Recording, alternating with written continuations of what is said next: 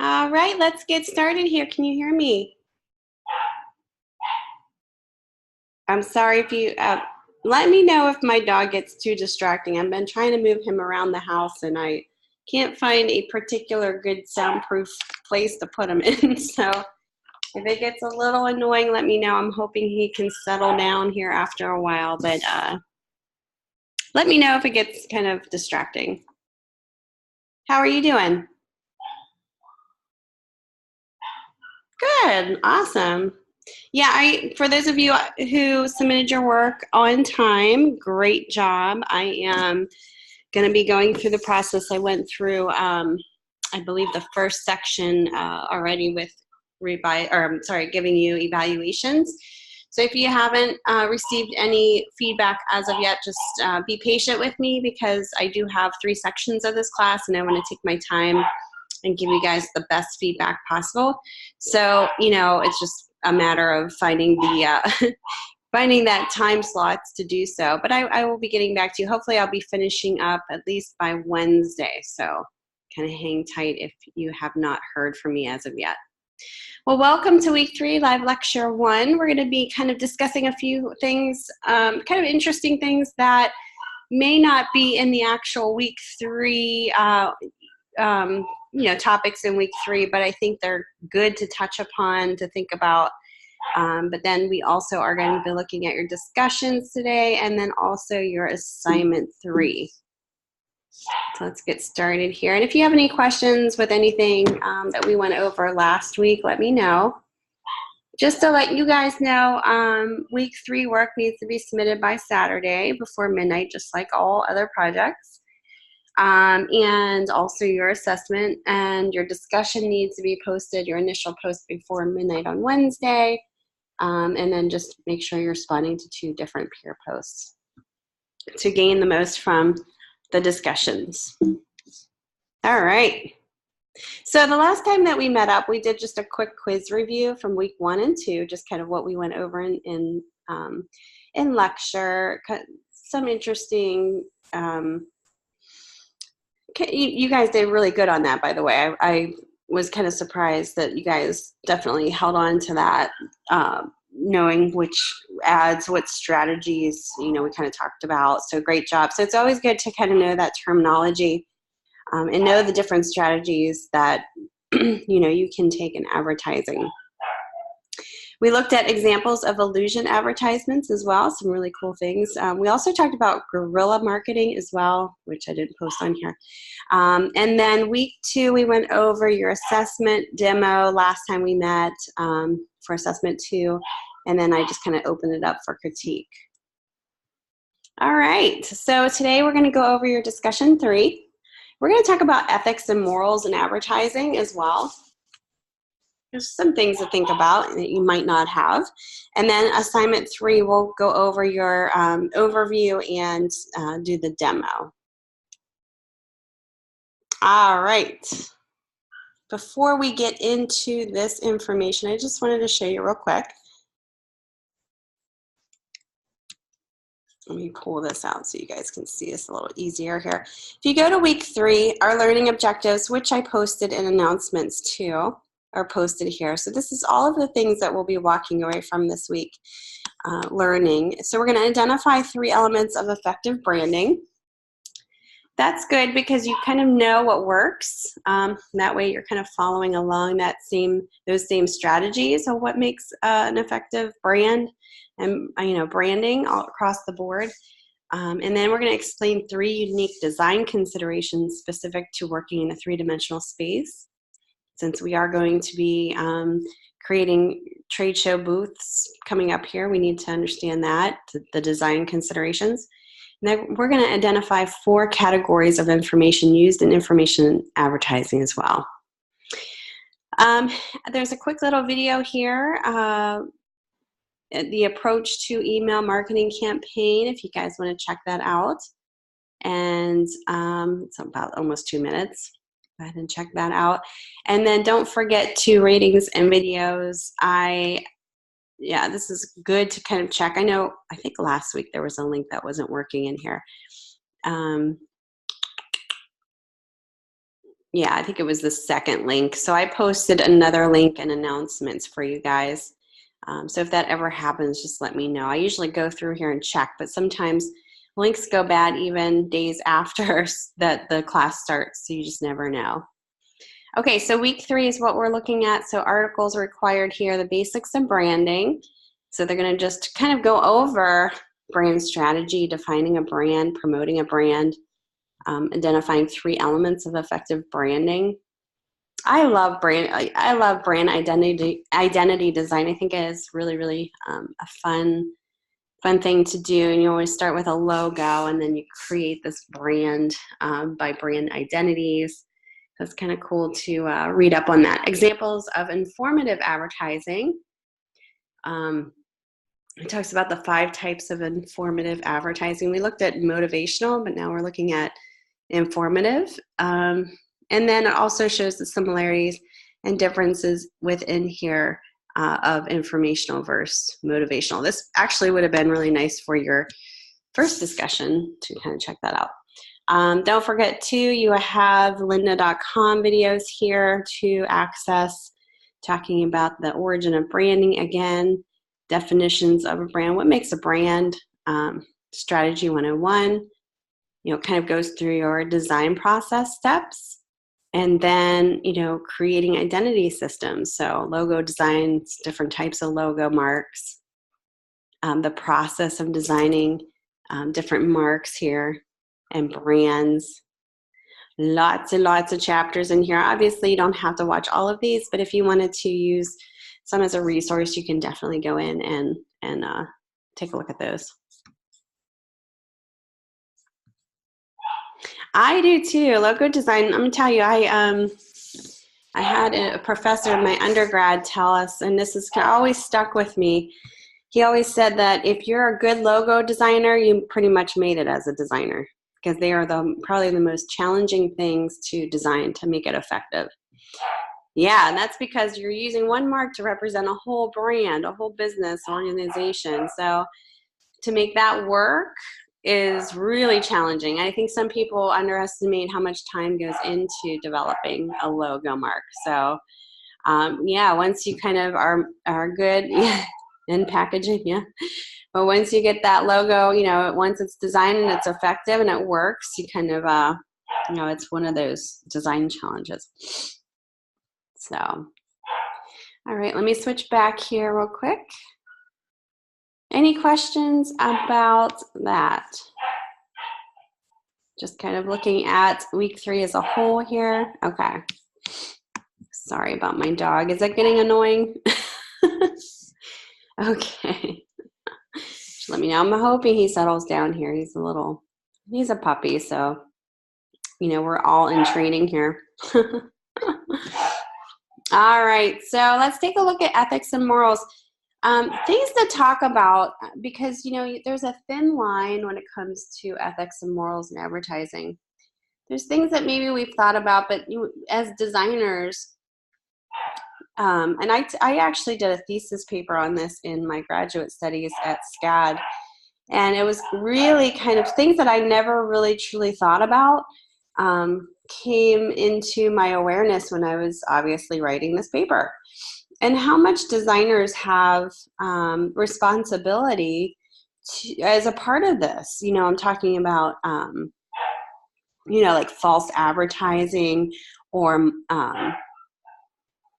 kind of using women in advertising, as, sex sells, but using their bodies in certain ways, or even men, So thinking about that, how can we as designers protect ourselves? What tools can we use if we're in a situation where we have a client who wants us to do something that we're not comfortable with, and we know, you're getting paid, but at the same point, your name's going to be attached to that. Maybe not so much literally, but you're doing that work. So let's talk about the ethics and morals, and I'll give you some ideas to tools to arm you with if you ever found yourself in that situation.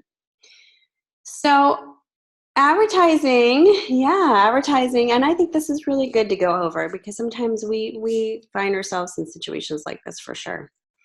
We all know that advertising is a very powerful source to inform and persuade a personal opinion. So it's really, really powerful. So as designers, we're doing a very powerful job because we're changing the world constantly. So the advertisers have to be very careful with what they post because of the tensions it can cause. Here's a really interesting, and I'm sure you probably have seen this, the Dove campaign. Welcome, Teresa.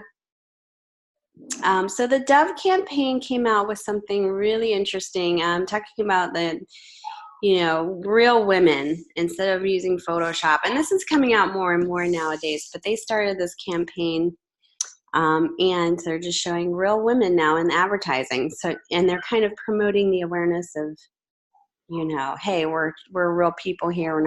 We're showing real people, real women here. We're not Photoshopping. They're not super skinny. We're showing the real women, the real bodies, true in nature. So you can use that to your advantage, and a lot of advertisements are going in that direction now too. Benefits of advertising. So there's pros and cons of advertising. Let's take a look at this. And there's different types, and when this falls into different categories like economic benefits. So proper advertising can bring profit to the company, you know that. It also helps show demand for what the world needs. Okay, so that's a good thing for our economical benefit. There's also political benefits of advertising, and advertising is used to help show what a democratic government has to offer. Advertising helps us determine the right from wrong in the government as well.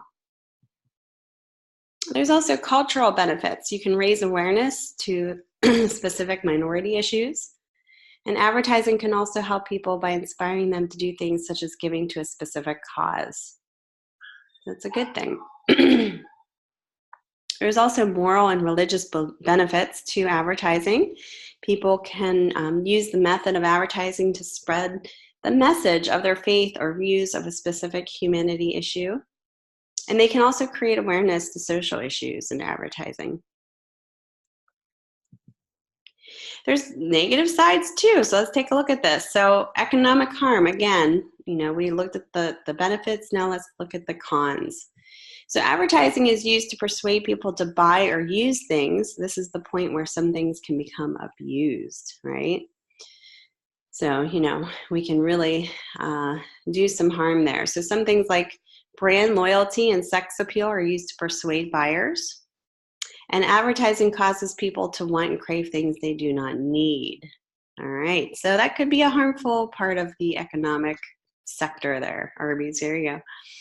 Political harm, so the cost of advertising can be expensive, meaning the affluent people more able to advertise in various more effective ways, so it's maybe swayed one way or the other. Instead of showing the strengths a candidate has to offer, advertising can also change and twist other opponent stories. I know you guys have probably saw this in regards to advertising for political harm. There's also cultural harm. So advertising can corrupt a culture and its values. There's definitely a lot of studies and statistics about this. Moral responsibility is lowered because of differences in education, income, consuming, etc. So there could be cultural harm for sure. Moral and religious harm. So advertisers can use religious themes or religious icons to portray something within their product. And sexual objectified women and men are portrayed within advertisements to help sell products. And that's pretty much what my thesis was on my paper about objectifying women.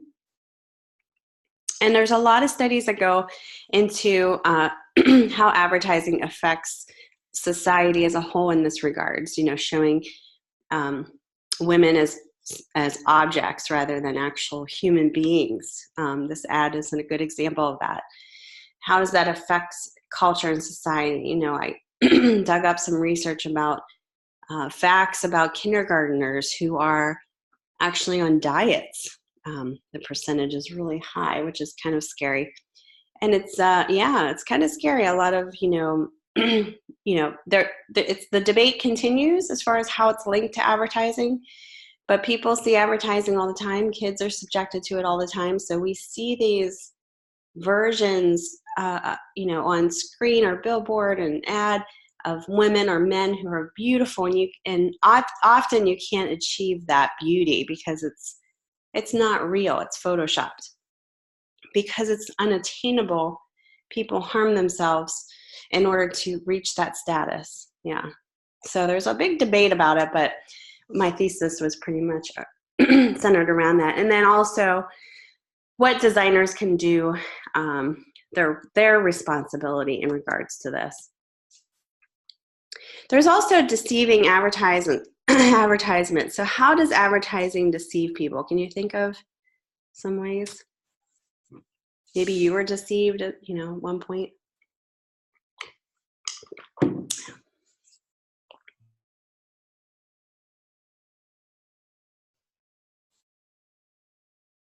Did you ever have, like, say you were at a restaurant and you saw a picture of food that you thought, oh, this looks really good, and you go to order it and it doesn't look anything like the picture? Deceptive advertising. That's an example of that.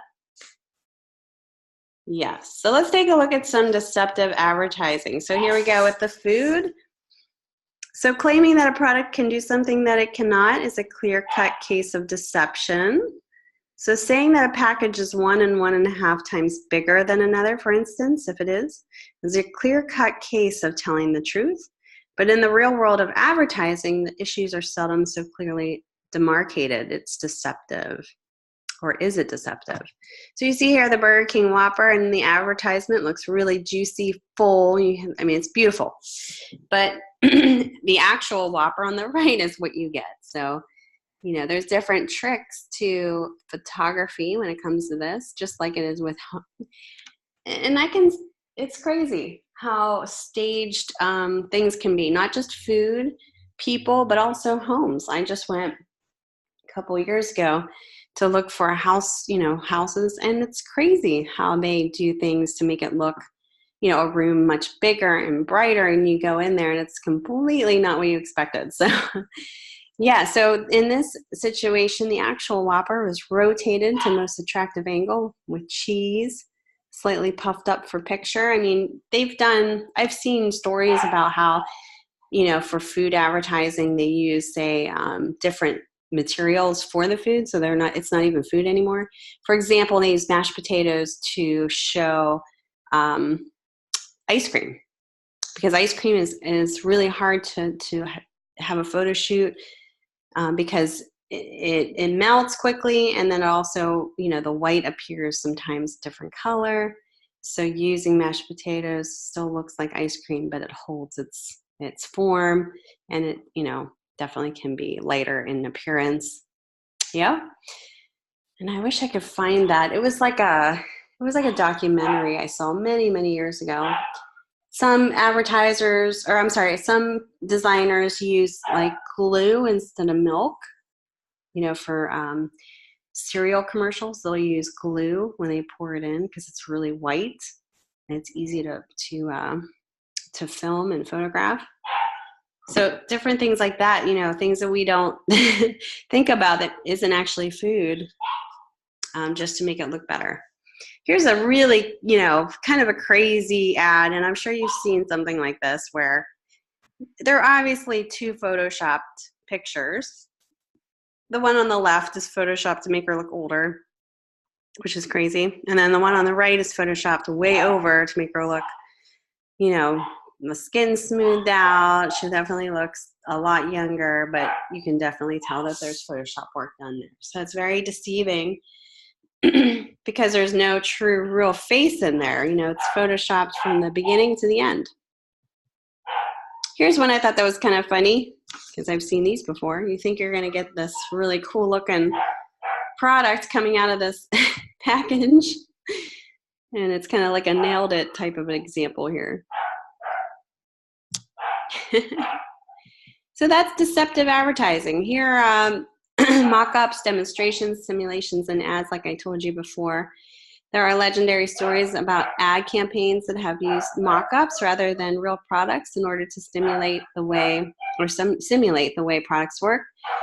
When some of these practices came to the attention of the public, some people called them deceptive advertising. So it's kind of interesting.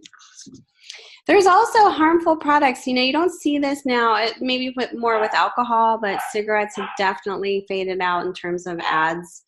Now it's more of awareness of smoking that's been into play now. But harmful products is also something you need to think about when designing. So should products that can have harmful effects like tobacco and alcohol be advertised at all? Something to think about. So many advertising agencies respond in the affirmative. They back up their decision by saying that it is not an agency's responsibility to decide which products should be advertised and which should not. Rather, their reasoning goes to if it's legal to sell it, it's okay to advertise it.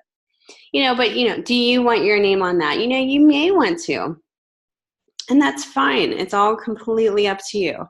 But, you know, definitely people, you have to think about what this does to society as a whole, too.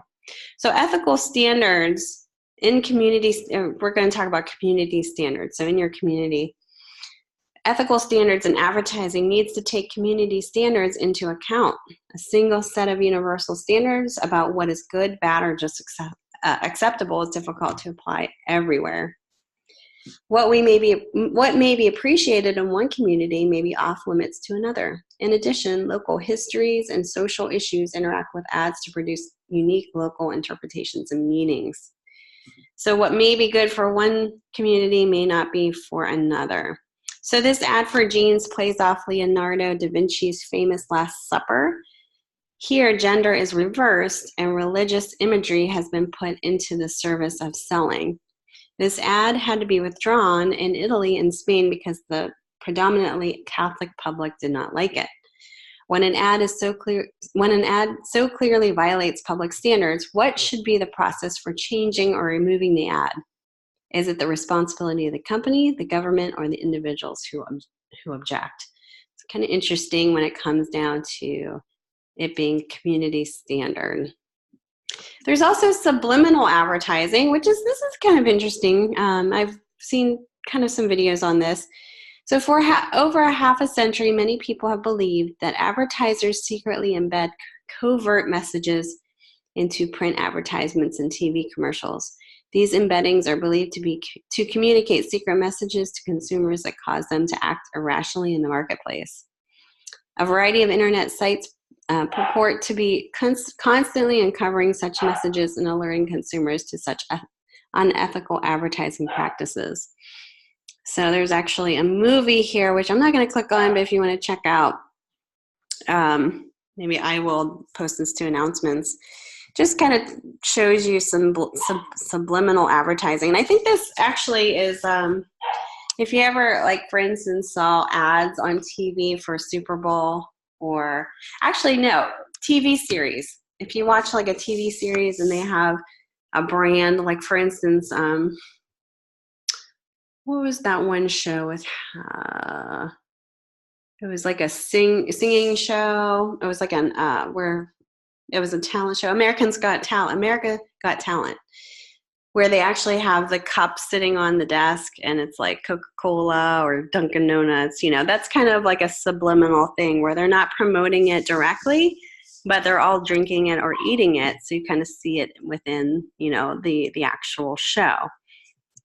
It's kind of interesting.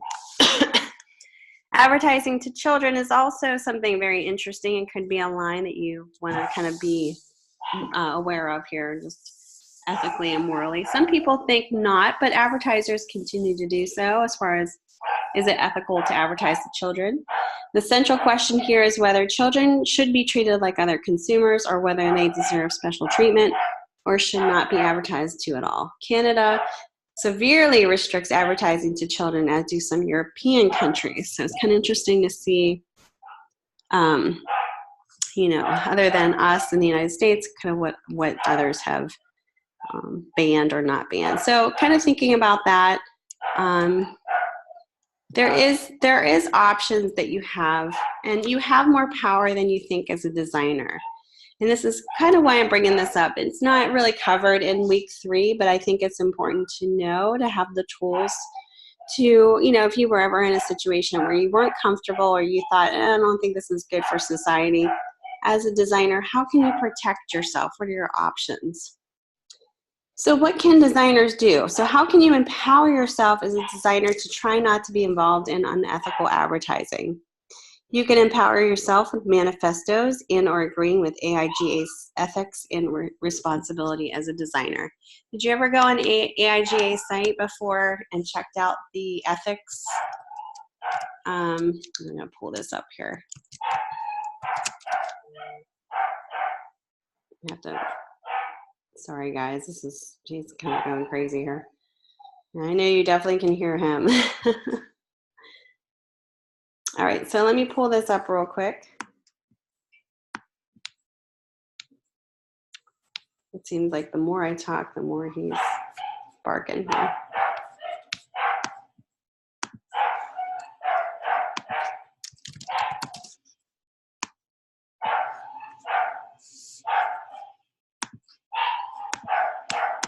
All right, so I just pulled up AIGA and I typed in ethics, and they actually have a couple links here. Ethics and social responsibility, design ethics and business and ethics. There's a couple things that you can click on. I'm going to click on this one. Excuse me. So this is kind of interesting because it gives you, it actually gives you a PDF that you can download to over here, business and ethics. But this kind of gives you some background as far as what you can do as a designer, and ethical guidelines that are posted here too. Here's some links with other people's guidelines. So it tells you exactly, if you kind of sign, if you're a member with AIGA, you kind of sign this waiver that you're going to be, you know, a designer with, you're going to be socially responsible as a designer, and you're going to have your name on the list, which is good, because what's going to happen is if you were ever in a situation where somebody wanted you, a client or whatever, wanted you to design something that you thought was unethical and you were uncomfortable with, you can say, hey, listen, I belong to AIGA. We signed a waiver. I believe that this kind of touches upon, you know, the line of ethics, and this is my responsibility as a designer. So you can show that as being a part of the tool of, hey, you know, I signed this waiver. I agreed to this. I cannot go, you know, I cannot cross the line there. I will post this. This is ethics for starving designers, kind of talking about, you know, what we're discussing, you know, what the power is that we have and what we can do. I'm going to post this to announcements too, so you guys can check it out. There's also, you know, the first things first. Have you ever heard of this manifesto before? There was one written in 1964, an older one, and then one just recently in 2000. I guess that's not too recent, but okay. So what this is it, it was first written, first things first, in 1963 and published in 1964. By Ken Garland and signed by an additional 21 visual communicators. It is called upon designers to consider their influence and examine alternate uses for their talents opposed to working tirelessly promoting consumerism. So first things first, let's bring that up here. I'm going to bring up the 2001 so you guys can check it out here. Kind of interesting.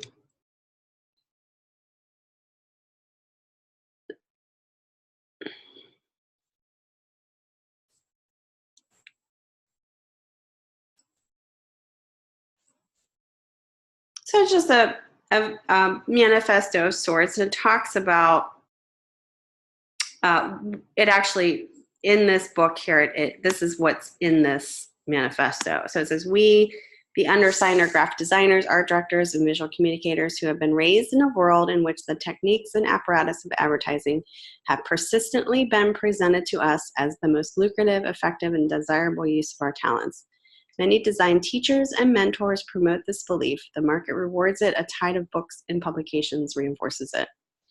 And then it just talks about, you know, what we do as designers, kind of like our responsibility and our duties here. And then obviously it has, you know, everybody who signed it and kind of saying their, you know, their duty as a designer. So it's kind of talking about a call for change and the responsibility as designers. we're out there to not create harm to society. We don't want to be a part of that. So we want to make sure that we're socially responsible as designers. So the first things first manifesto is really good to look at, even the older one, 1964, just to become empowered. There's other resources too. So again, the AIGA Standards of Professional Practice I kind of talked about.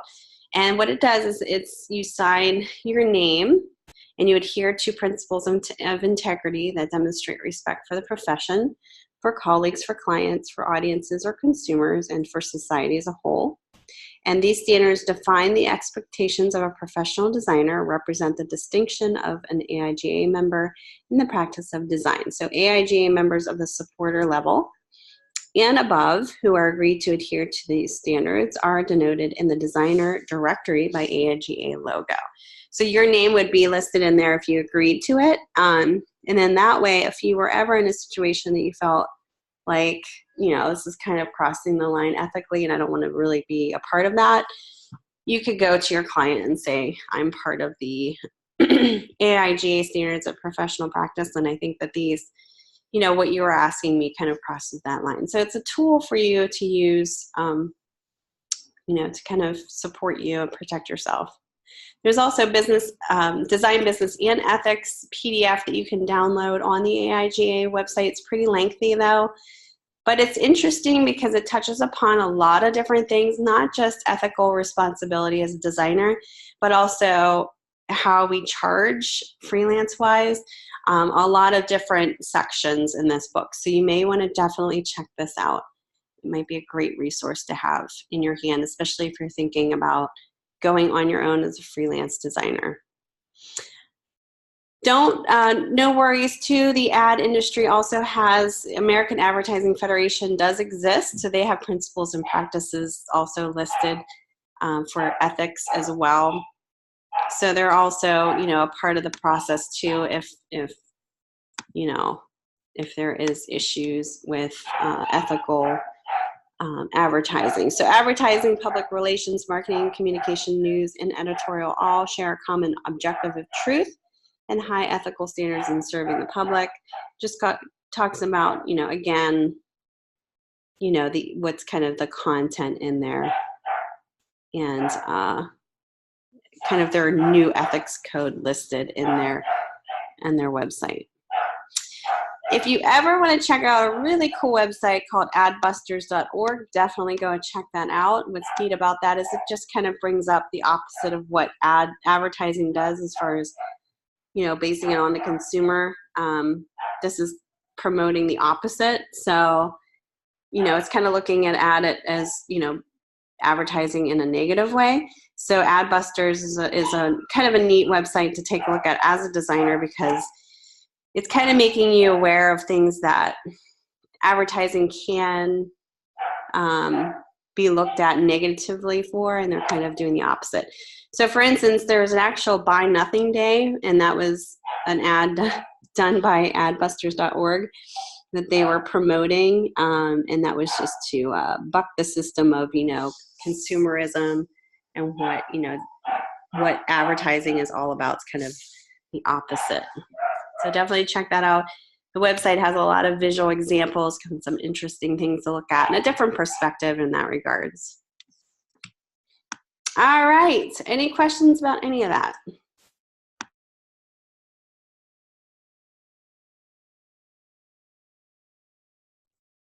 All right, kind of some things to think about there. All right, let's take a look. I apologize again if I thought he would settle down by now, but he's still barking.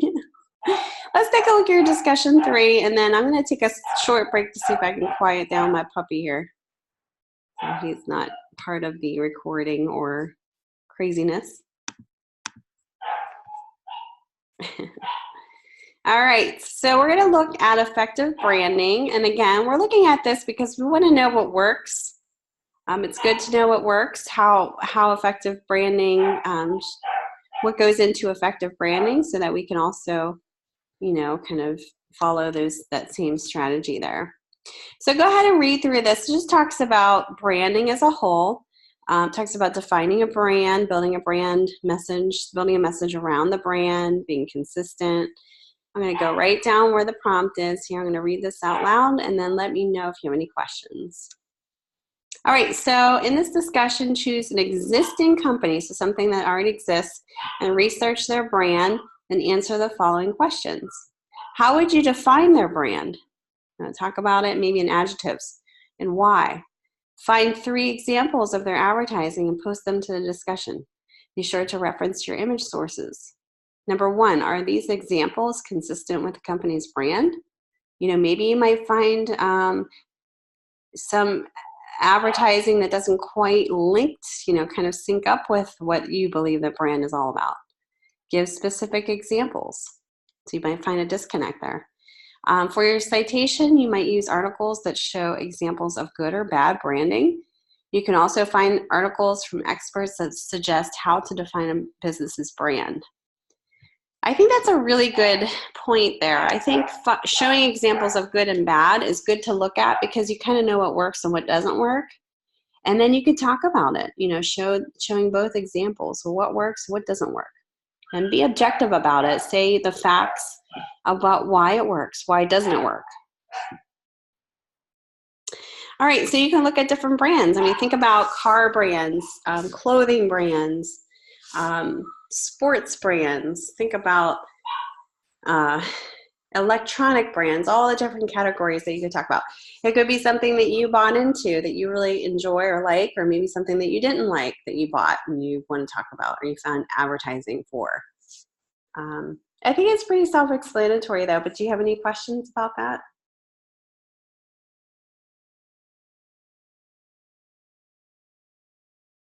Okay.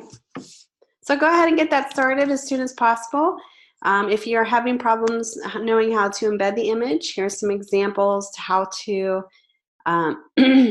step-by-step instructions on how to embed. That way we can see your images right away. We don't have to click on them and download them. All right. It looks like some people are posting. That's good. So we got some people posting in there. Great. All right, let's take a 5-minute break. We'll get back to your assignment 3 and we'll do a demo and see if you have any questions. All right, see you guys in 5.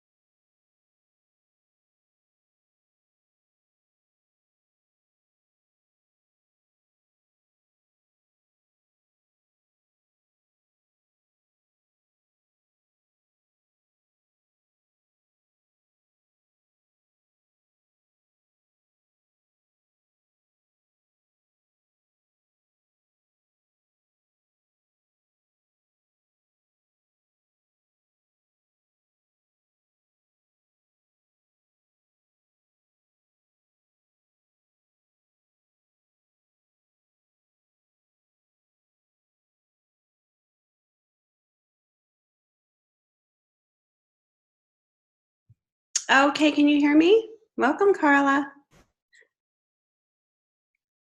No problem. All right. I got Puppy next to me, so hopefully he stopped barking. We had him barking the first like 45 minutes here. I apologize.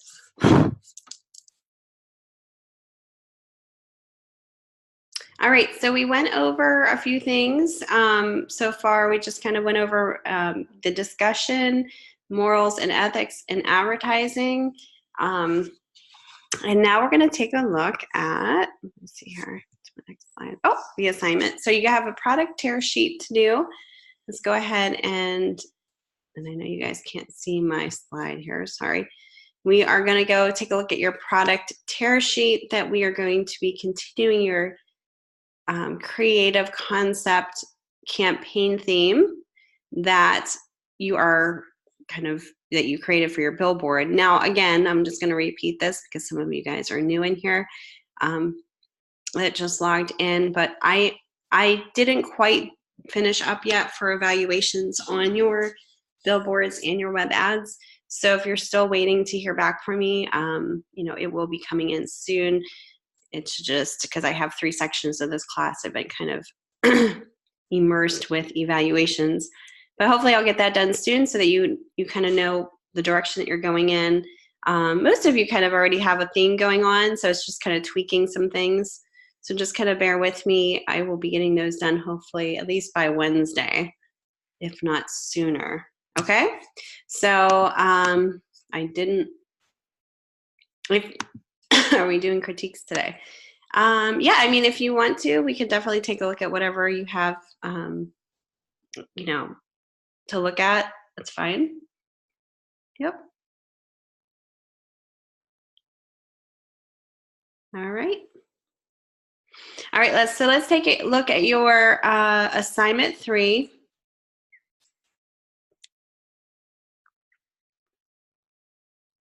All right, so we're going to go through, just go through the background. It talks about the benefits comparison, technical information, facts, figures on the informational design and also motivational design. So it kind of talks about each of those.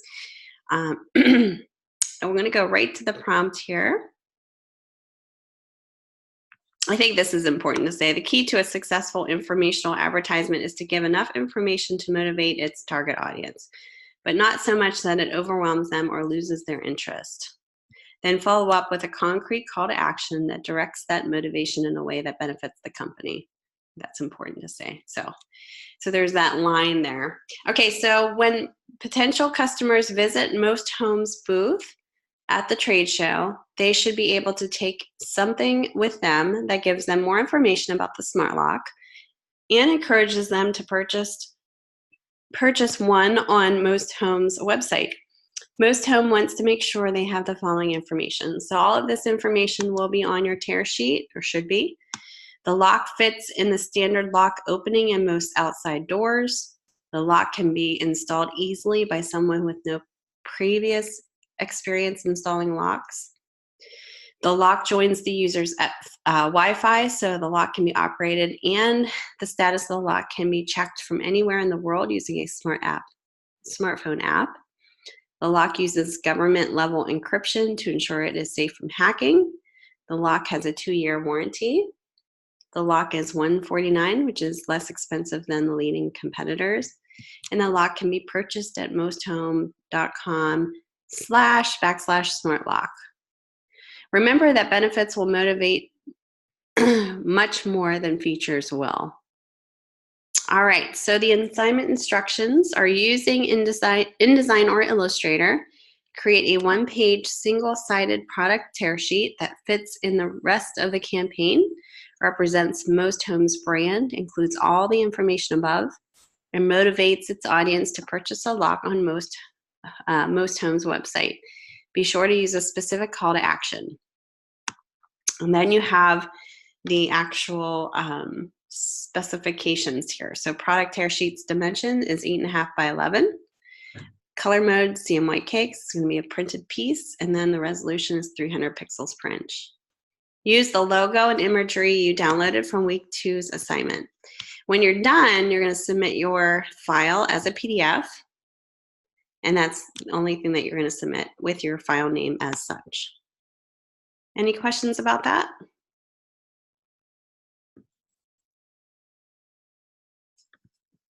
All right. So think about if I haven't, if you haven't received comments to your billboard and web ad as of yet, just kind of still keep that theme in mind, because it'll probably stay the same in regards to the theme, unless you had some big changes. Then you'll obviously have to change it on your billboard and your web ad as well. But you're going to carry over the elements so that it is cohesive with your other campaign pieces. So with that being said, I'm going to go into Illustrator here and just show you the 3 ads that I was working on. And I think I honed it down on this first ad here to use for my billboard. So I'm using this theme of, the facts about burglary.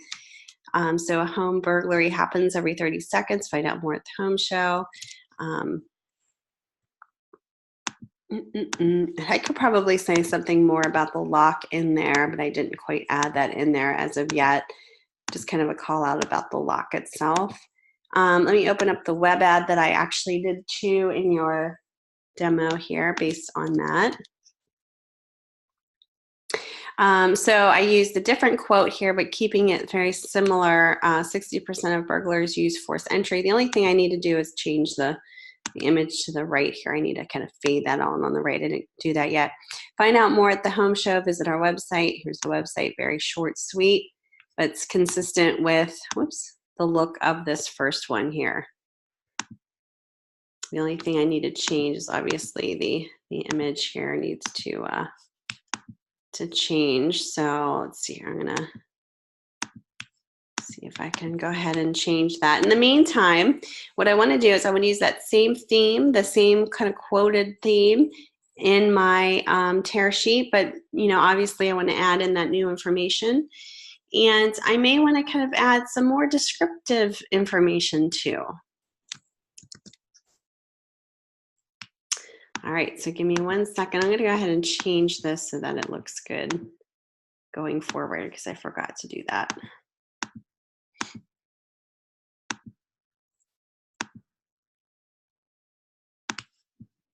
All right.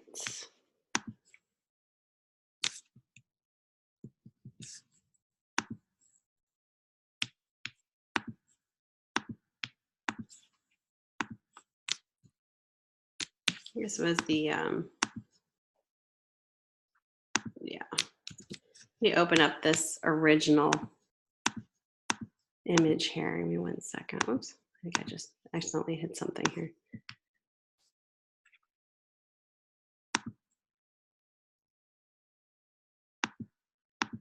Probably can't see anything right now. Hold on 1 second, guys. All right, so I'm going to go grab this original image again, and then I'll share my screen here. This is the JPEG I'm opening up. And let's see where I lost you here. Here we go. There we go. All right, so I'm going to just open up that JPEG again, go image size. I'm going to crank up the dots per inch, but then I'm going to leave this a little smaller here. Whoops.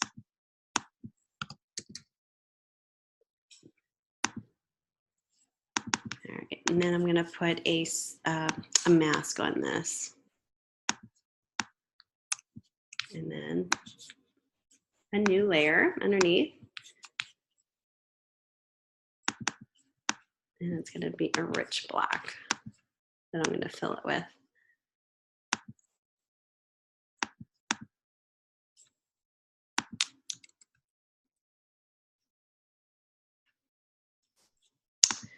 And I'm not sure why it's not filling that whole thing. It's kind of weird. There we go.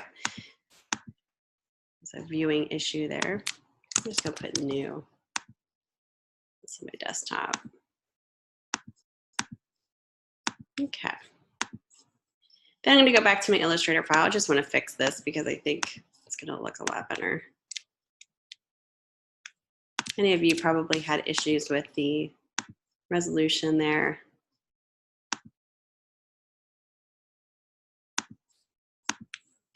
Maybe not, but a little tricky when you're dealing with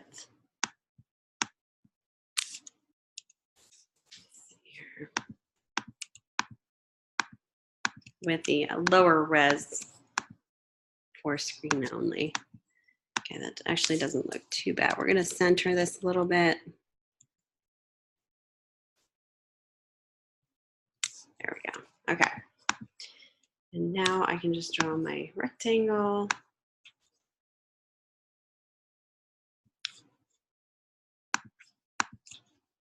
Hold on 1 second. I know somebody just typed into there. Ooh. All right, so this is definitely a lot better there.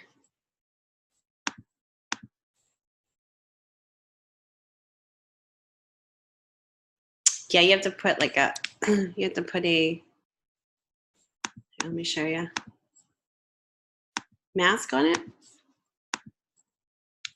So you have to create a mask in Photoshop. So you just click right here to create a mask. Then take your gradient tool and make sure you have the gradient set to here, which is dark to transparent. And hold that shift key down with that and then, you know, drag it to the right. Now that, I'm sorry, you should have it on the mask there to drag it to the right. That's going to create transparent from the left to the right, and then just put like a darker fill on the bottom layer so that kind of blends in together. If that makes sense. All right. It's a little tricky, but let me go back, whoops, to my ad. So yeah, it looks a lot better. There's no line there. So what I want to do is I want to keep this consistent in my tear sheet, maybe a little slightly different, but consistent. Yeah, the mask. Yep, that's the tricky part, the mask part. So the tear sheet, I'm going to just go ahead and do this in, what should I do this in? Should I do it in InDesign? I've been doing everything in Illustrator. Let's just do it in Illustrator since I'm in here. I always like to do things more so in InDesign, but we'll just do it in Illustrator. So we'll cross it over here. Okay, I'm going to go to View, Rulers, Show Rulers, so I can set my my guides here. So I'm going to set guides in about like 1/4 of an inch. I'm just pulling this from my rulers just so I know kind of like not to go outside, you know, keep a frame around there. So these won't print. These guides are just for my alignment, for me to align my elements to. You could even go even more in if you'd like, if you want bigger margins. All you would need to do is go into your guides, oops, sorry, view guides, and unlock them. And then you can just pull them down even further in. Sometimes it's nice to have it maybe 3/4 of an inch in. I always like to say the bigger, and you don't want to go too big, but the bigger frame that you have around margin-wise, the more important the information inside becomes. It's kind of like a picture frame in that regards. If you're too close to the edge, you know, it's going to make it look not as important. Okay, I'm going to save this as DES245, assignment 3. My name, no spaces, .ai. Okay, so what I'm going to do is just kind of copy over certain things. I'm going to probably go back to my billboard just because it's a little bit, it's set up for print rather than web. Oops, where am I going? I'm just going to do a copy and a paste. Now I wouldn't just try to like fit this in here like this. This is a big mistake. Don't do this. Do not do that, okay? That's just a bad thing to do. What you can do is just paste it in here proportionately and then use those elements in there as you know, kind of pull things out and reestablish all of the other alignment options that you have here. So what I would do is probably decide, okay, am I going to have, you can set a bleed if you want. Yeah. So if you want to go to document setup, and you can set your bleed to a quarter of an inch there. There we go. And then that way you can kind of follow that bleed. It's always good to kind of get in that habit. So it won't trim there, but that's where the bleed is. And then what I would do is probably kind of figure out what you want to do with the information. And I think at this point, you know, you might want to play around with the backgrounds being different colors. I don't know. We'll kind of, this is kind of where you kind of play and see what works. Let's see if I can make this all black just to see.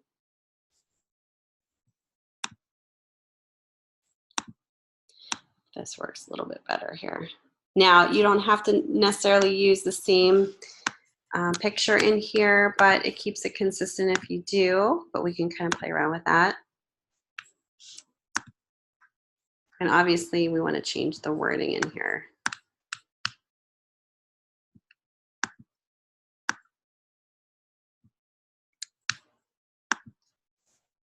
Oops, I want to do that.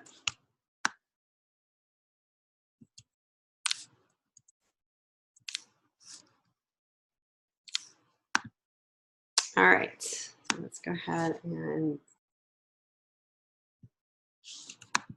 align this information here.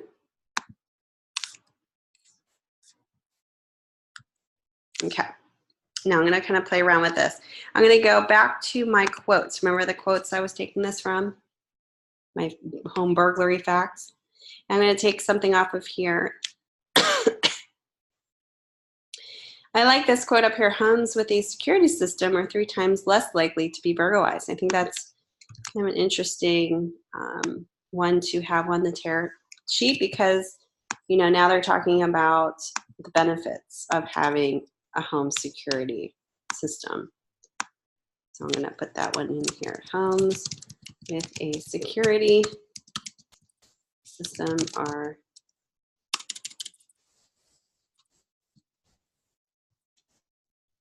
3 times less likely to be burglarized.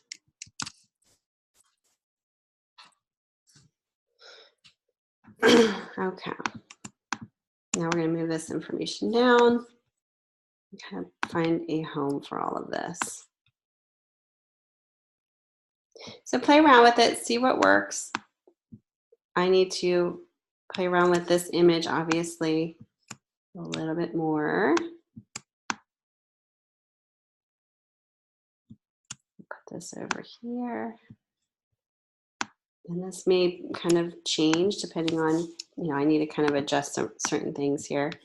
The breaking of the words here, homes with a security system, maybe I want that to break right there, maybe sound better there, are 3 times likely to be burglarized. Maybe I'm kind of filling this section up like this. Play around with that. And then I'm going to go back to the details of the assignment and make sure I have those details in there. So I'm going to go back to this assignment 3, and I would suggest just kind of copying all of this, select, and then Command C.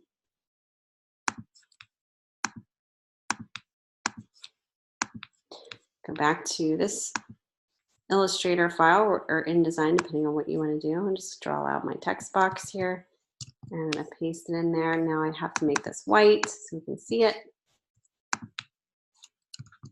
And then obviously change it to the typeface that I'm doing here. Source serif variable is the one I'm using.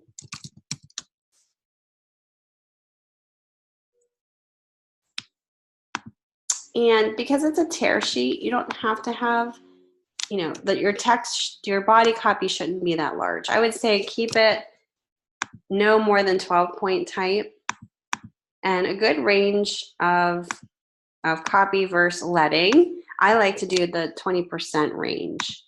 So, you know, for instance, I'm keep making this copy 10-point type with a 14-point leading. That's a good ratio. That just is like a readability ratio between the line spacing and your body copy. Taking out the spaces here. So probably would be a little bit easier to do in InDesign than it is in Illustrator.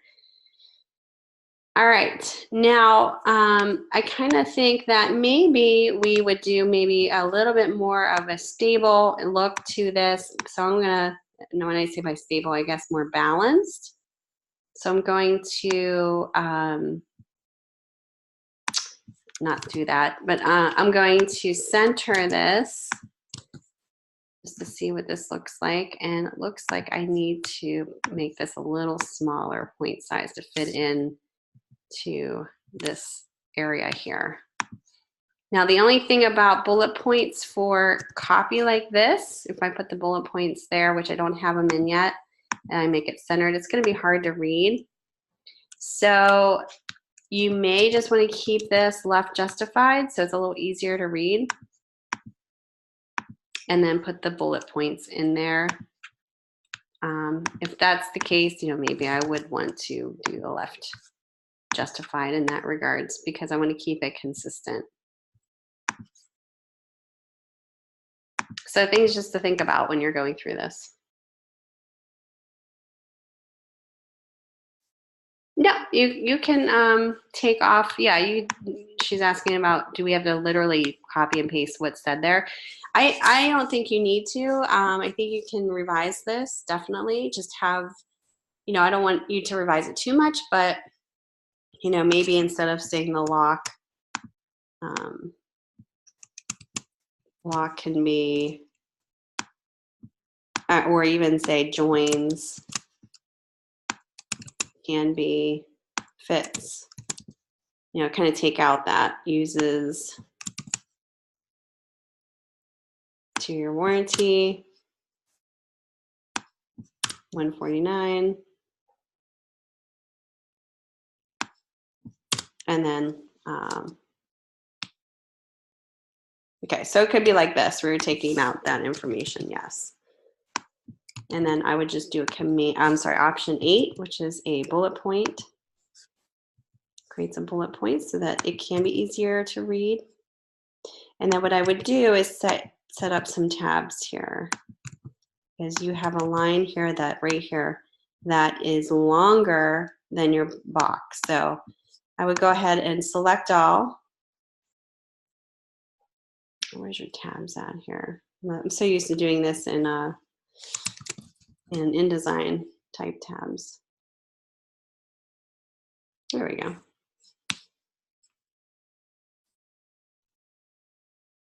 Where are we at? Type tabs.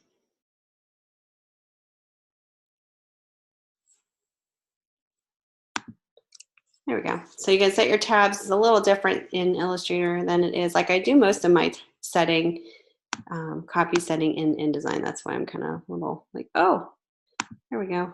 All right, so I'm going to pull this over. So not as wide here, and then I'm just going to do tab, hits the tab. If you guys aren't used to tabs, this is the way you set tabs. This is left justified. You just pull this little arrow in here, just click right in there. Oops. Select all. Get rid of some of these tabs here. And you can click and drag them out if you don't want them. And then when you're done, just click on the little X and there you go. Now I can put in a little description in here too. And we're going to eliminate this wording here, obviously, because we are at the show. I'm just going to leave this here for sake of keeping it consistent with the style of this type. So I'm going to pull this down here. Now what I did, I thought it would be nice to have a little bit of a descriptionary detail in here besides the bulleted points.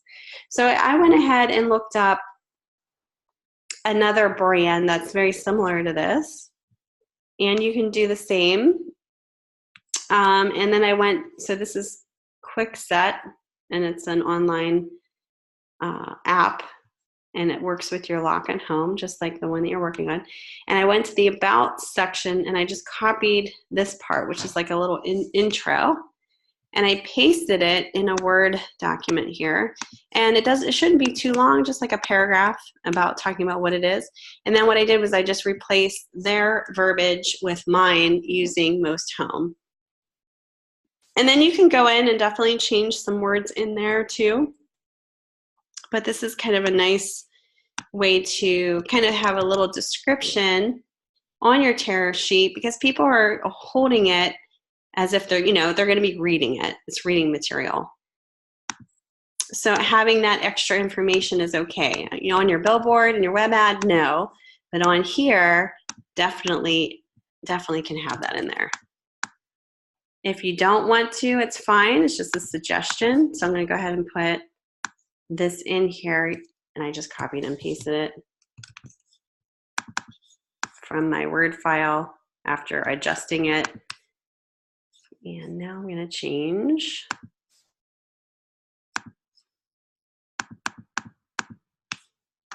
This is probably going to be a little bigger than this information, or, we just get the hierarchy kind of set up here. So this is 12 point by 18, whereas this is 10 point by 14.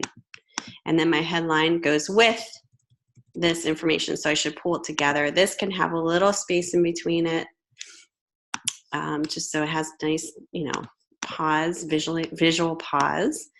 But this just kind of talks about what it is. What it's saying. Most Home is the leading residential lock manufacturer, making homeowners feel safe since 1946. So it's kind of giving kind of like a little synopsis about the company, a little intro. What we can do here is kind of answer our quote as well with a little subhead here.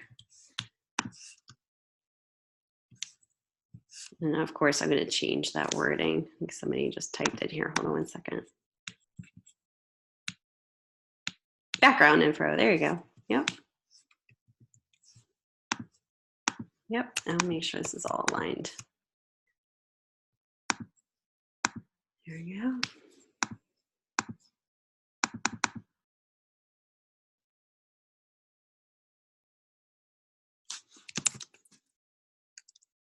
Okay, so then this is where I would, kind of solidify that, this is the place to go. Oops, yeah.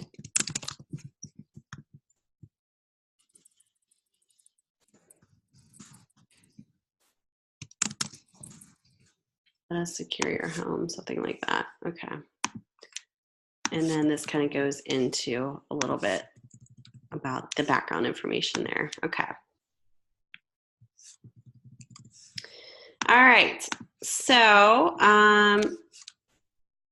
keeping this consistent space-wise, I'm pulling this just a little bit apart. So the proximity of the tagline, now that I put a little subhead underneath there, I should say subhead, not a tagline. I'm pulling that body copy closer to it and gaining a little bit more space from my headline to my in between my headline and my subheadline. Just have that visual pause in between. A little different when you add a subhead in there, so you can definitely pull that down. So I have my headline in here. It's very consistent with my other themed pieces, my web ad and my billboard, although it's saying something a little different. I don't know if I should. Let me see something real quick here. It's kind of bothering me that has no support underneath it. Security system. All right, let me see what I can do here. Yeah, you should never have a word not supported underneath. But maybe if I bump this down.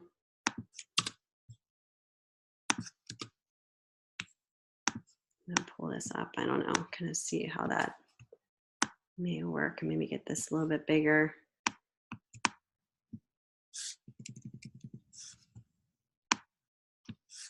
It's all kind of like, you know, trying different things there.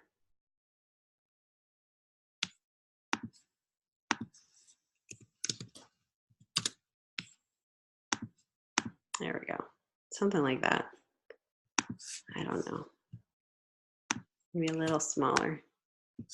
There we go. It's a balance. So, you know, read it out loud. You know, homes with a security system are 3 times less likely to be burglarized. Does it break? Does it sound good? You know, say it out loud, and then, you know, you kind of figure it out. Same thing here. You know, I might need to fix my rag here. I'm just doing a shift return so that I don't have any weird shaped rags underneath here. Everything is nicely falling in line here. I don't have a widows. I don't have anything like that going on. If I do, that's where you kind of massage it and get it to where it needs to be. Pull this up a little bit. All right.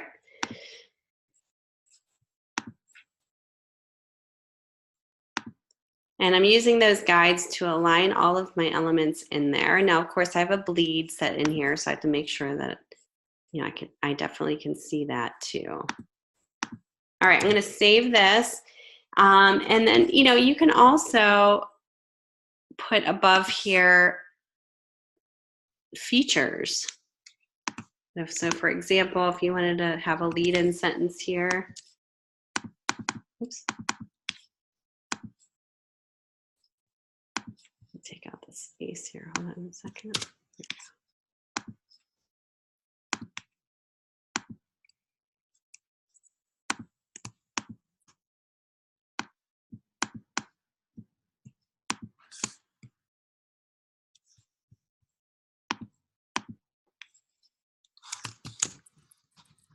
So features can be a part of this. Now I probably would make this a little different. So instead of it being 25, maybe I'll set it to be like 14 or 18 might be even better. Something a little different. And then you can also give it a different color. Probably not that color because that's a little dark. I'm just pulling from that picture above there. Oops.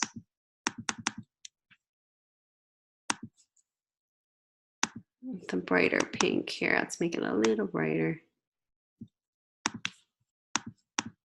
There we go. So it kind of lists the features here. It corresponds with the image that we have going on there. So you could have features above the bullet points.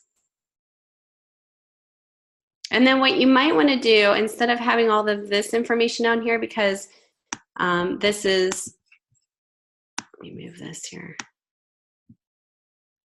You know, kind of the information that you had on the billboard and the web ad because it was promoting it on at the home show. But you think about it, you're already at the home show now, so you don't really need this information down here. You can now promote how much the lock is maybe in this regards, and also maybe talk about, you know, where to purchase it. So maybe at this point we would just do the 149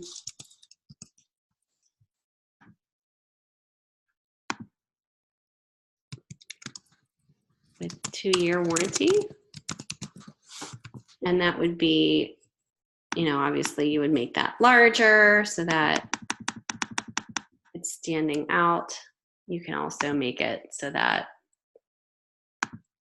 it's bold.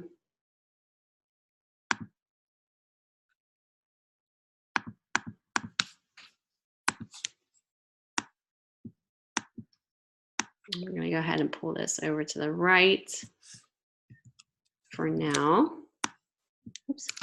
And then maybe pull this to the left.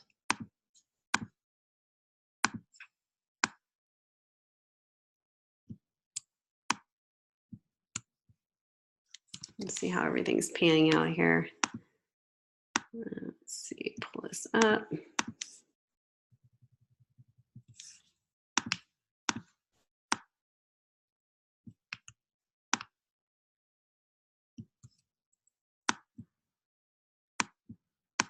We can even pull this down here. Doesn't necessarily have to be at the top. We can keep this very simple. And, you know, I may want to even, I don't know if I like this the way that this is here, being 4 lines. You know, maybe I can kind of play around with that again. I can gain more space that way too. So maybe, whoops, let's try this real quick.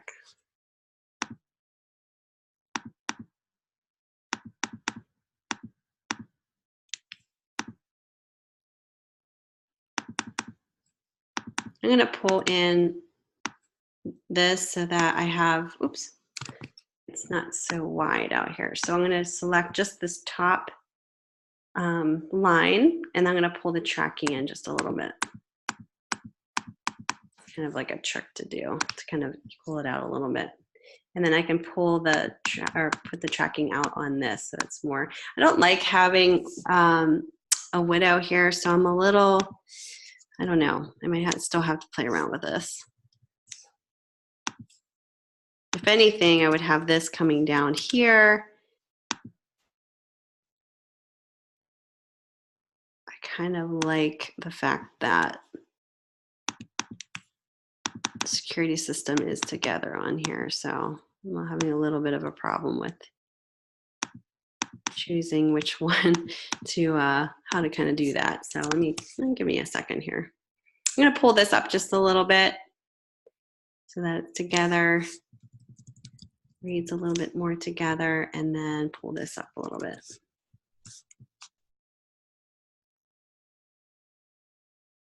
Okay, so I have a little bit more room between here. Price is down here. Now, obviously, you could put something in here like lowest cost, lower cost than the leading competitors.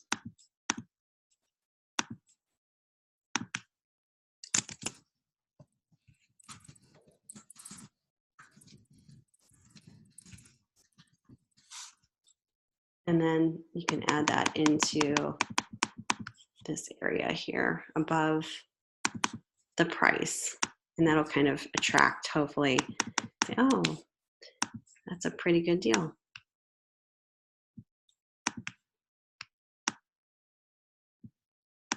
And then maybe the website underneath, obviously.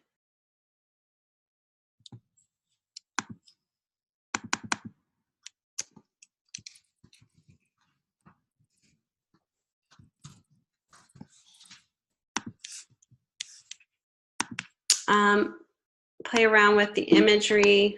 Play around with this here. Kind of works with the logo, maybe. The logo, make sure that's aligned. So it's a lot of just, you know, a grid structure that you come up with that works with this too, because you don't want everything just floating around. This may be a little bit big here. Let me see what size, 34. Yeah, let's get this to be a little smaller here.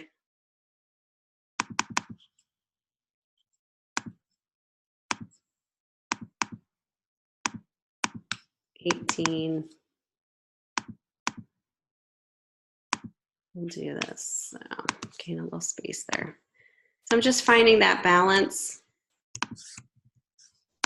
and the spacing balance here so that it works. Guides, hide guides.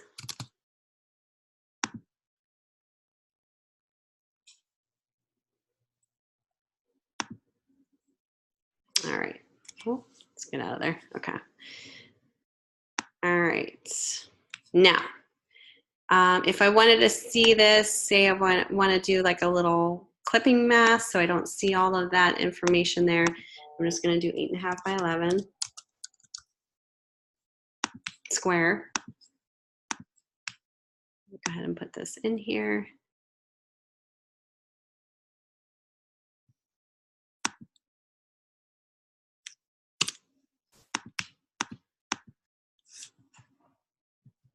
It's pretty much in there right there. Okay.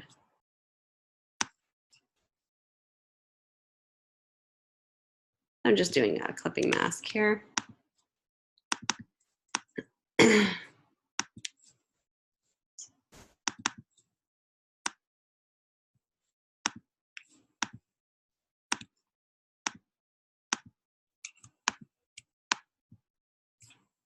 And then shift select. I don't think I should have done the background here. Hold on 1 second, guys.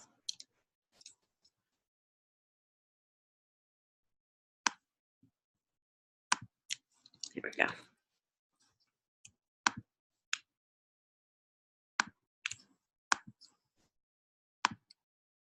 Nope. There we go. Okay, so this is how it would view my guides here. Now I would probably definitely fade out the very top here so that you can't see that line. Maybe pop out some other colors down here, kind of play around with that. But, and I can add, you know, maybe one more image, kind of think about how I can diversify this a little bit more. I don't know, I don't think it's bad. It's just, you know, maybe kind of adding some more details in there.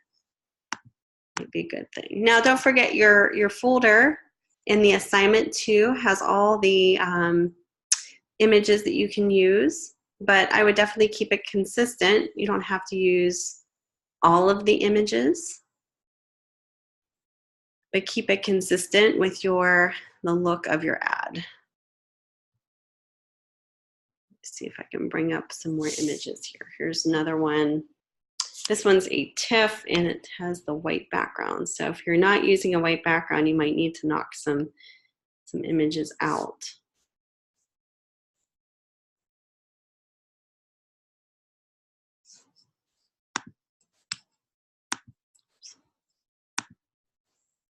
All right.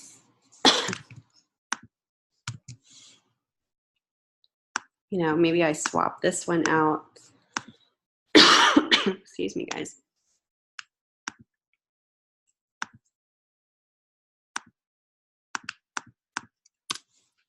With this one.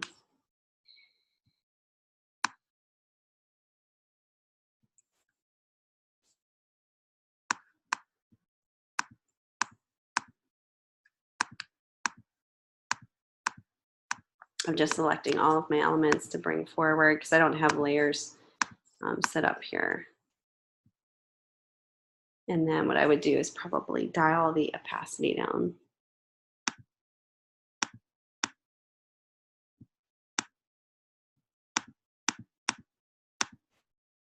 It's a little bit too far down there.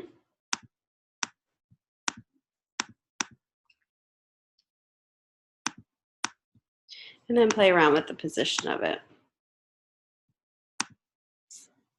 So there's different things that you can do. Just make sure it doesn't get in the way of the information. So if it's hard to read the information, you might need to shift it around. You might need to kind of play around with it and see what works.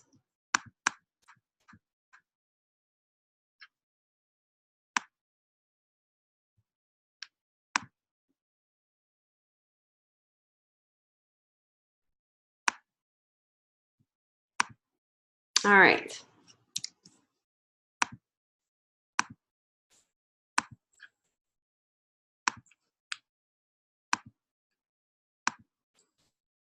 Now I'm just going to kind of clip this. See what it looks like here. Oh, it's not going to let me. I think it's because this is a very complicated object here. Yeah, it's very complex, yeah. So you might not be able to clip this because it's actually a vector when you place it in here. So I'll just kind of leave it as is. I just wanted to show you guys what it would look like when it's cropped. But I can show you that in a PDF too. All right, any questions about that? I'm gonna pull this up just a little bit. Pull this stuff up a little bit.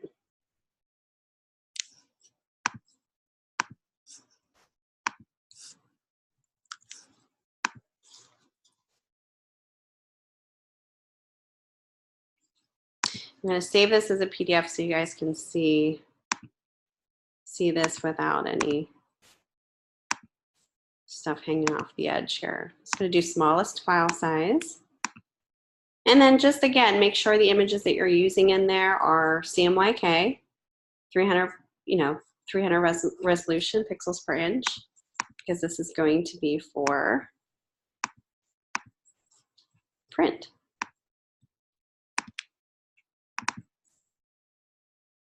Okay, let me zoom out here.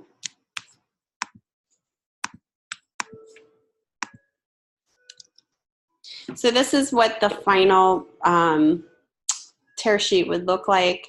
I still think I could play around with this headline a little bit, so I can kind of size this a little bit better with the system being kind of hanging off of there. But for the most part, you get a good idea of how this kind of works together. The intro, again, is what the description, the background information I grabbed from another website, and I just pasted in their name in there, and that's fine.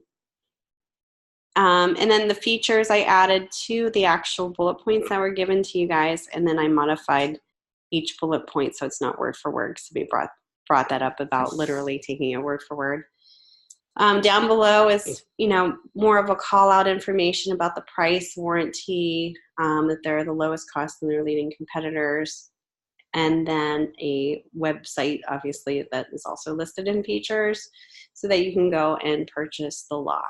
And then the nice little send off on the lower right is the logo. So there's like a million different ways that you can do this too. So it's completely up to you, and obviously up to your concept on how you want to do this. You could totally do a half white and dark pattern here. If you wanted to instead make all this, black on top of white, you can do that.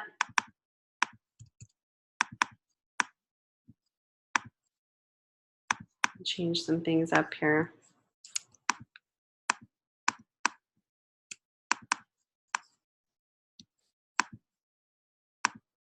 Obviously, I would need to change the logo, and then obviously the colors up here too.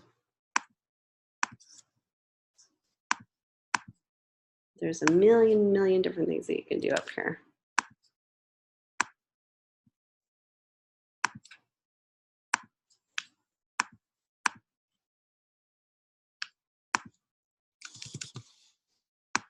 You could do like a little bar down here, kind of grounds it a little bit more, either blue or whatever color that you want. You can add in your imagery in here.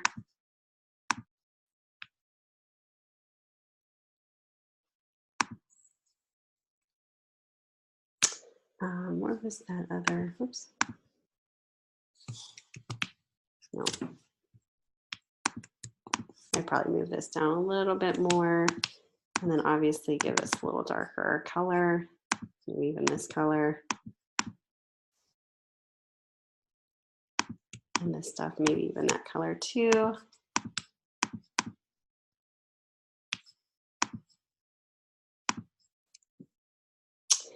And then I would find, your imagery in here that you could place in here that would go with your concept.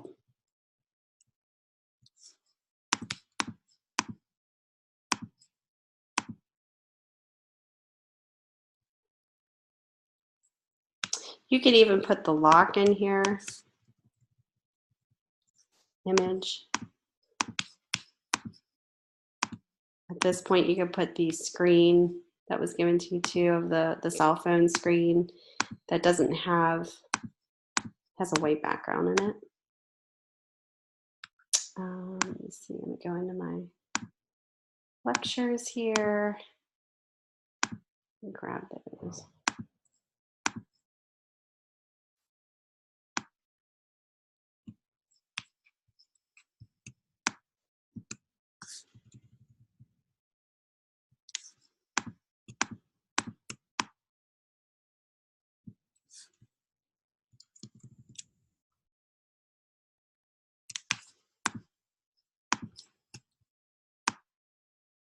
A little bit smaller. And this is where I would change the logo so it has a black letters at the bottom. Oops.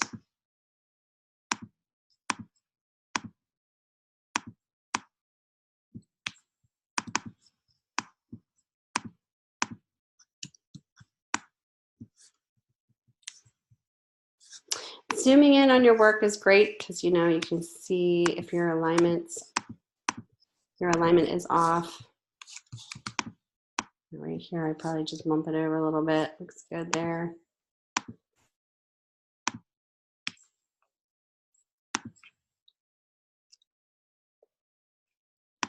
So you could do something like that. I would probably center this information just because I think it might look better there at the very bottom. Maybe bring this information down, maybe even in here.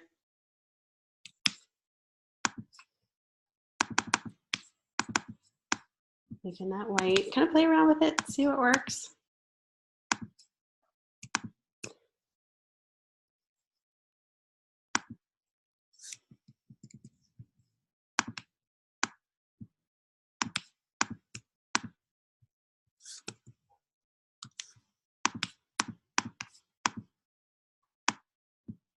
A lot of just kind of playing around, not where you need it. Making sure everything's aligned.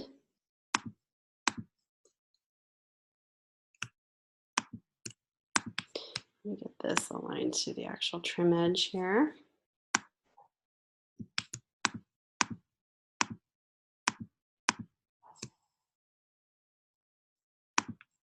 Any questions while I'm kind of doing this here?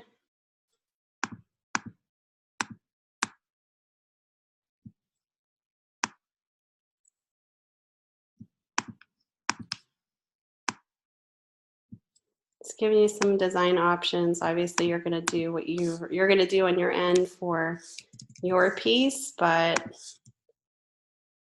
there's some things to think about here. You can also make this all centered, this part, and this part. If that's something that you think would look better. Just make sure it's aligned. And then this probably wouldn't be centered, but I probably would shorten the line length here a little bit. So what I mean by that is, see how long this line is here? I probably shorten that up. So I probably like do a shift return here with the tab. Get rid of the tab here, delete, delete. And then I would probably move this over just a little bit to align with maybe the words down there.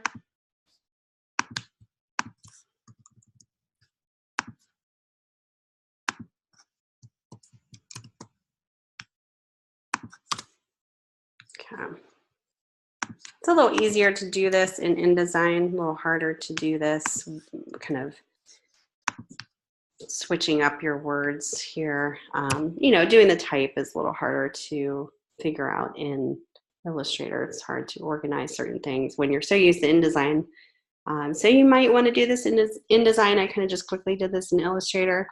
But, kind of play around with it, see what you come up with.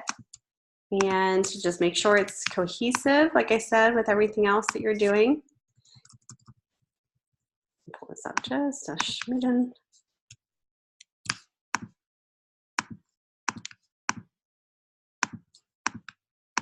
Pull this up a little bit.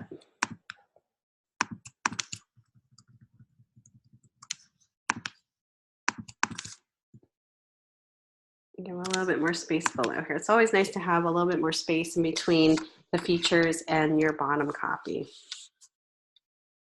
All right.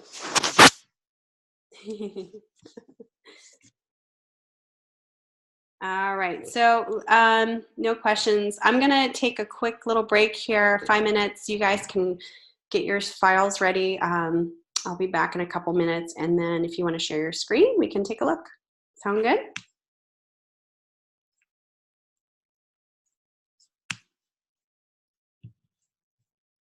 We got lots of people in here. Welcome, you guys. All right, so I'll be back in a couple minutes, and then if you want to share your screen, look at any type of work, we can go ahead and do that. Okay, thanks, Daniel. Okay, I'll be right back, guys.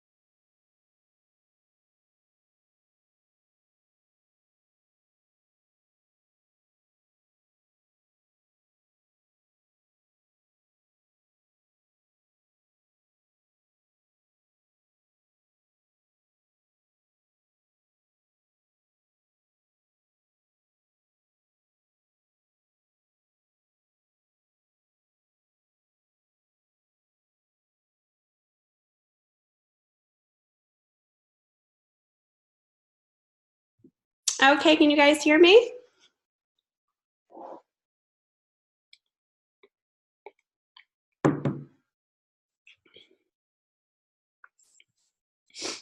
Okay, great, awesome. All right, thank you guys for holding on for a second. Let me know if you want to share your work. I'll open it up, get some extra feedback. Just kind of chat. Go ahead and put that in the chat if you want to go, and I can set it up for you guys to share your screen.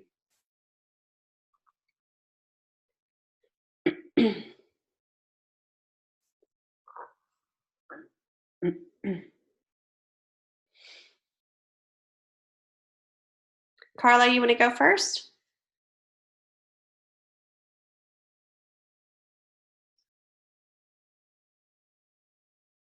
Oh, Carla left. Carla says, see ya. Maybe she'll be logging back in here. Lisa, you want to go? Did you have something to show?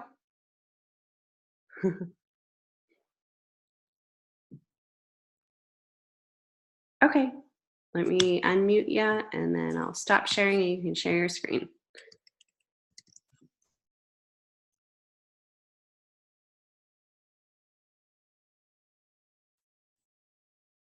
Okay, this is my the assignment. Okay. This was last week, right? Yeah. This is the billboard, yeah. So this is assignment 2. Yes. Okay. And then I have my assessment also. Okay. Let me take a look at this here. So I had to cut that out in Photoshop, and I did a pretty good job, I think. The background, you mean? The background, the I- phone. Yeah, I see that now. Okay. Yeah, you did a great job. Yeah. You can add like a shadow on there, like a drop shadow if you know how to do that. Oh, okay. And I Um, would do that in InDesign, or I would do it, I mean, not InDesign, in Photoshop, or I would do it in Illustrator. I would do it in Illustrator. Okay. Do like a drop shadow or something like that, just to kind of get a little bit of a, it might kind of blend in a little bit better. Yeah. Okay. So when I put it in there, Mm-hmm. it still has the box around it, like like the white box. I just made that background transparent because I couldn't Oh, figure out how to completely cut it out. And okay. yeah, so I don't know what I could do. Did You know, you place it in as a ping file? I think a TIFF. Okay, so I would place it in as a ping file from Photoshop. That way you get rid of the whole square. Okay. Yeah, and then just make sure you save it as a transparent ping in Photoshop. Okay. So you would get rid of the background in Photoshop, then file save as ping, make sure it says transparent, and then import that in here. And then that way you can add like a drop shadow to it without being like a square around it that it's affecting. So not don't place it. You said do import it or place it. File place. Mm-hmm. Okay. Yep. Okay. Yeah. So I would make that just a little bit smaller, probably 20% smaller, the cell phone, just so it has a little bit more room on the top and the bottom. Okay. And then, let me think here, where am I at the home show?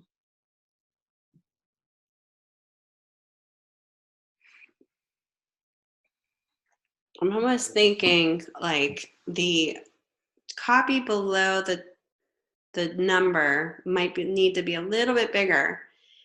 Okay.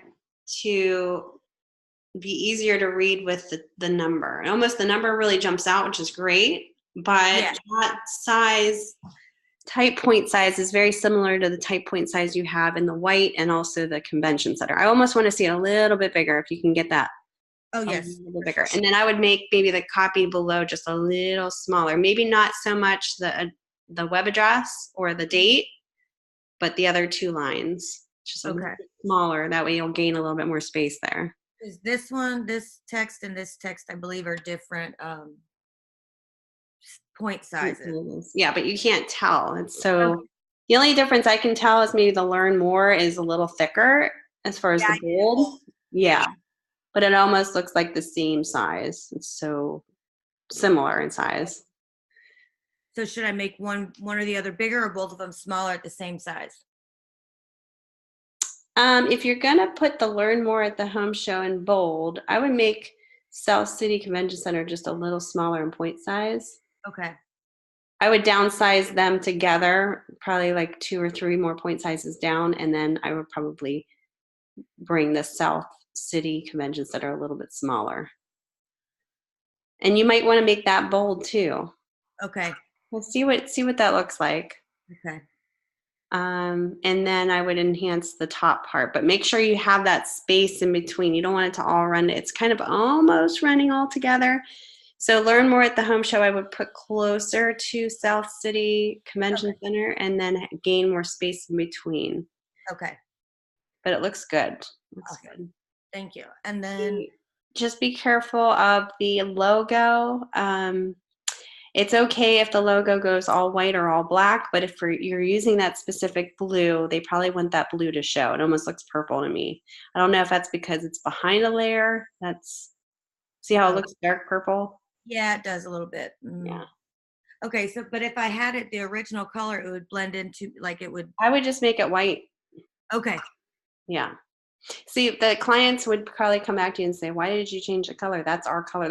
Some clients like specifically pay for a spot color where Right. they don't want it to change at all. So changing it to white or black is okay. Okay, I gotcha. Yeah. Perfect. Okay, and then if you do that though, you might want to downsize it because it will be one of the boldest things on there. Yeah. So can you equal it out a little bit by making it a little smaller? Yes. Looks good though. Thank you. Couple tweaks. And then here's the banner. Okay. So I know the same thing with the logo. Right. I would try to get the same color in the background. It looks a little darker here for some reason. There. Because I know what I did. I know exactly what I did. Okay, I got you. Yeah, either make the other one this same darkness, like the hue that you have, or vice versa. Keep it consistent. Okay. Yeah. And then learn more at the home show. It's really hard to read as far as the black copy below that too. Okay. I would just make that all either light blue or white. Okay. And then the logo change too. Yeah. Okay. That looks good. Okay. See how much closer you have learned more to the date? Yes, I do. Yeah, see, do the same thing on the billboard too. Okay. Awesome. Yeah, very good. Thank you. Make sure that the cell phone looks a little distorted, maybe. Looks a little wider than what it should be. Oh, okay. So just make sure you're not distorting that. Double check it. Will do. Looks great. Good job. Okay, I can stop share now. Is Carla back in here? I don't know. All right, thank you. Thanks for sharing your stuff. Thank you very much. Let's see if she's in our list here. Oh, no, she's not here. I wonder what happened to her. She's like, I'm out of here. All right. I don't want to call anybody out, but do you guys anybody else want to share any of your work? Want to get some feedback? I know, like I said in the beginning, I may not have gotten to your work yet as far as evaluating it from last week, but I will. I'm getting on it soon, so hopefully I'll get that to you guys as soon as possible. But if you have anything you want to share, now's the time.